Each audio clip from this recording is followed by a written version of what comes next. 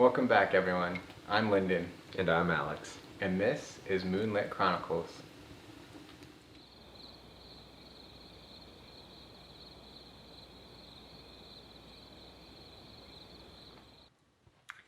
This is the story of the teapot. There once was a proud teapot. It was proud of being porcelain, proud of its long spout, proud of its broad handle. It had something before and something behind.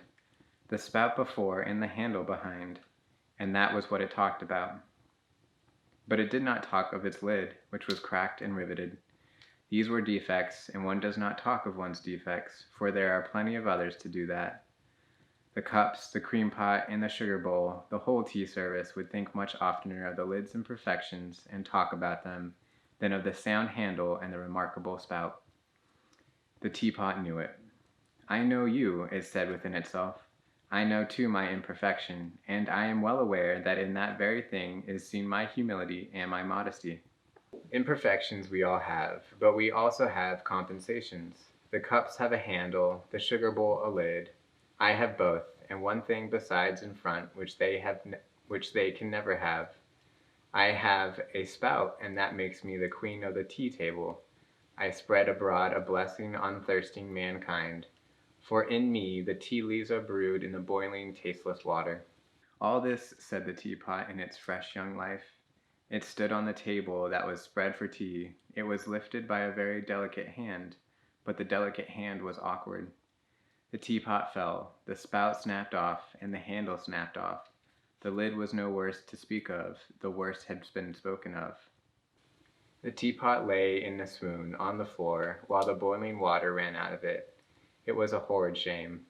But the worst was that everybody jeered at it. They jeered at the teapot and not at the awkward hand. I never shall forget that experience, said the teapot, when it afterward talked of its life. I was called an invalid and placed in a corner, and the next day was given to a woman who begged for victuals. I fell into poverty and stood dumb both outside and in. But then, just as I was, began my better life. One can be one thing and still become quite another. Earth was placed to me. For a teapot, this is the same as being buried. But in the earth was placed a flower bulb. Who placed it there, who gave it, I know not, but given it was, and it became compensation for the tea leaves and the boiling water, a compensation for the broken handle and spout. And the bulb lay in the earth, the bulb lay in me, and it became my heart, my living heart, such as I had never possessed before. There was life in me, power and might. The heart pulsed and the bulb put forth sprouts. It was the springing up of thoughts and feelings which burst forth into flower. I saw it, I bore it. I forgot myself in its delight. Blessed is it to forget oneself in another. The flower gave me no thanks. It did not think of me. It was admired and praised, and I was glad at that. How happy it must have been. The end. That was the story of the teapot. Thank you for joining us for Moonlit Chronicles. And remember, never stop telling your story.